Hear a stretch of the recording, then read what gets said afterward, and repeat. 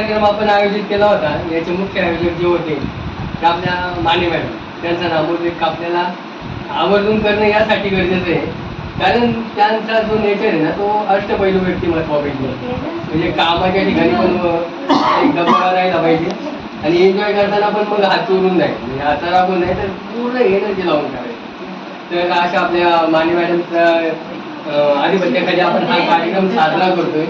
आणि त्या जरी आता आज काय कारणास्तव आलेल्या नसतील, परंतु त्यांची उपस्थिती आज आपल्याला प्रत्येकाला जाणवते. त्याचं कारण असं की आपण जे कार्यक्रम साजरे केलेले आहेत हे त्यांच्या मार्गदर्शन ते असे उत्तरोत्तर खूप चांगले होत चाललेले आहेत. अरे अण्णा चहा घ्यायला फोन करून सांगायचं कधी इकडे चहा तयार, जेवण अण्णा झालंय, जे काय असेल ते, पण ती नसेल तरी बनवायची, म्हणजे तिने एवढं प्रेम दिलंय.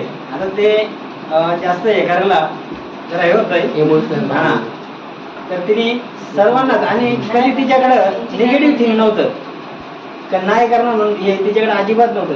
आणि तिला खरंच आवडतं हे सांगितल्याप्रमाणे का तिला एवढी आवड, कुठलं काम सांगा, ऑनलाईन सांगा, कसं सांगा, आणि गावातील लोक तर एवढा त्रास द्यायची.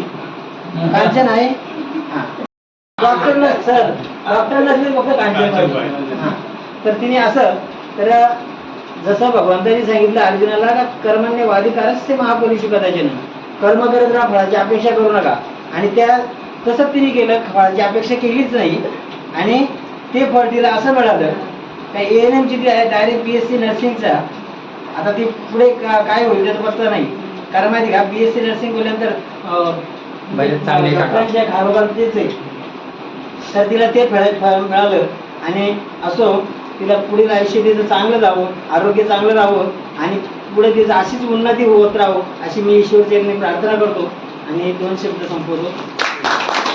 तेव्हा मी सगळ्यात पहिले बघितलं असेल तर ते दोघांना होतं, पण ज्या व्यक्तीशी मी पहिल्यांदा बोललो या पेशंट मध्ये आल्यानंतर, तर ती कांचन होती. ती आपल्या मेडिसिन रूम मध्ये बसलेली होती आणि मी तिला तिथे येऊन विचारलं होतं. तर ती आठवण आम्ही कधी पण आम्हाला आठवलं तर ते आम्हाला खूप मस्त वाटलं की पहिल्यांदा बोललो, त्यानंतर जी भेट झाली आणि त्यानंतर जे म्हणजे सगळे PSC इथे खाली होते 5 नंतर, तर इथे असणारे हयांना वगैरे असायचे, पण कांचन आणि तिने जे माझ्यासाठी केलंय ना, तर मला तरी वाटतं की माझ्या मम्मीनंतर एखादी व्यक्ती जिने माझ्यासाठी स्वयंपाक बनवलाय, माझ्यासाठी नाश्ता बनवलाय,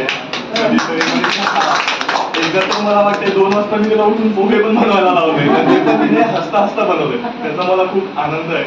ती एक इथून गेली व्यक्ती आली की मला 5 वाजेपर्यंत असायचं, जाताना पण खाल्लं की नाही आहे ते सगळ्या सिस्टर पण सिस्टर घरी काय बनवलं असेल तर घेऊन येणार पाहिजे माझ्यासाठी, सरांसाठी.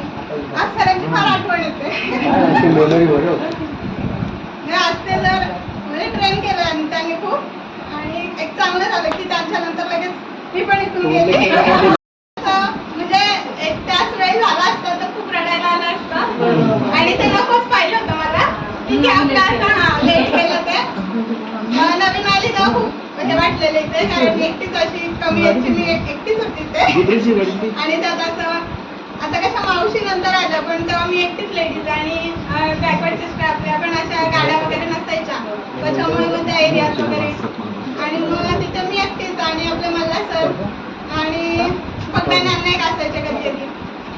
नंतर मग आणि त्या ज्योती मॅडम होत्या पनवेलवाल्या, तर त्या असल्या की मग वाटायचं मस्त जायचा दिवस. 6 महिन्यानंतर असायच्या ना तर भारी वाटायचं, पण सगळे गेले की ते TV नाही काय नाही तर फार बोर व्हायचं. पण मग सगळ्यांची अशी भारी नंतर CAचे लोक आले ना तर मग अजून भारी वाटलं, कारण की माझ्या इथची लोक अशी आली, पण तरी पण हे वरिष्ठ होते ना, पण कधी असं मला कोणी असं ओरडलं नाही की काय नाही. सगळ्यांनी व्यवस्थित सगळं समजून सांगितलं की बाबा हा रिपोर्ट असा असतो, दादा असं करायचं असतं. मग तसं समजून घेतलं आणि तसंच केलं पुढे पुढे. त्यांच्या आशीर्वादाने आज इथपर्यंत आले मी, आणि अशीच तुमची आशीर्वाद माझ्या पाठीशी कायम राहू दे.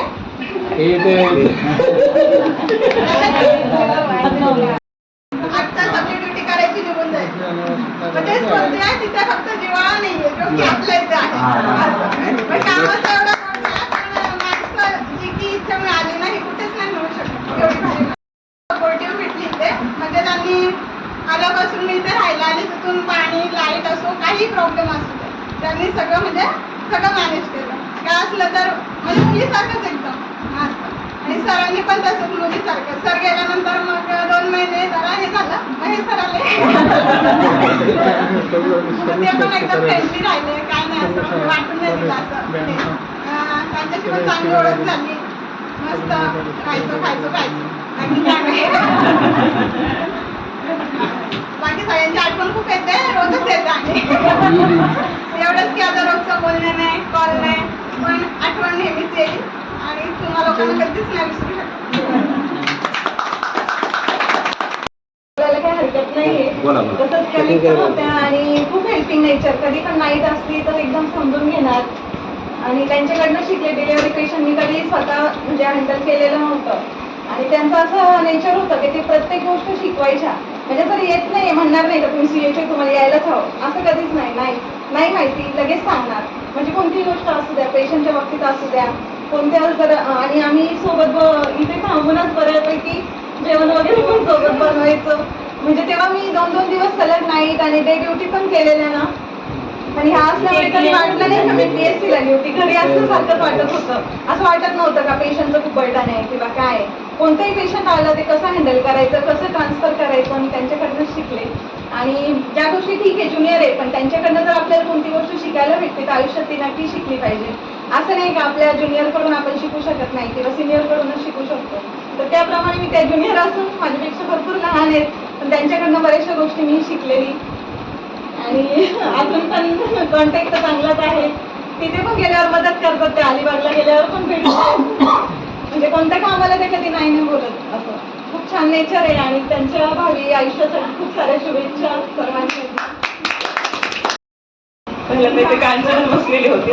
कांचन येऊन भेटलेली आणि त्या मॅडम होत्या, पनवेलच्या मॅडम होत्या. त्या कोविडचा काळ होता त्यामुळे पेशंट वगैरे कोणीच नाही. दोघे जरी मस्त गेटमध्ये टेबल टाकून बसल्या होत्या की आलेली. तिच्यासोबत ओळख झालं. मला पण इकडे आल्यानंतर सगळे माझ्यापेक्षा वयाने जास्त मोठेच होते. तिला बघितल्यावर जरा बरं वाटलं की बाबा आहे कोणीतरी आपल्या हिचं. बाकीच्या गोष्टी हळूहळू तिच्याकडून शिकले मी. सुरुवातीला इकडे यायला लागायचं ड्युटीला भरपूर सर नसतील किंवा मॅडम नसतील यायला लागायचं. तर तीच शिकवायची. जे काही जमत नव्हतं किंवा जे काही माहिती नव्हतं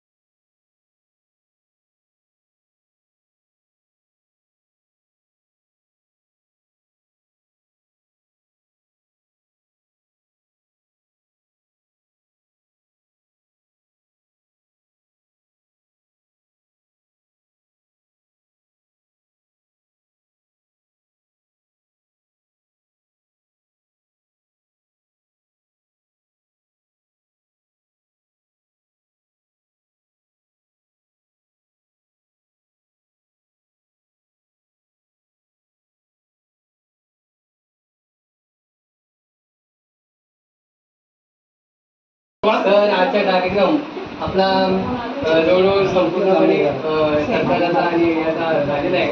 पुढचा जो कार्यक्रम आहे तो आपला स्नेहभोजनाचा होईल. तर हा कार्यक्रम संपला तर मी आयोजकांच्या वतीने आणि सगळ्या स्टाफच्या वतीने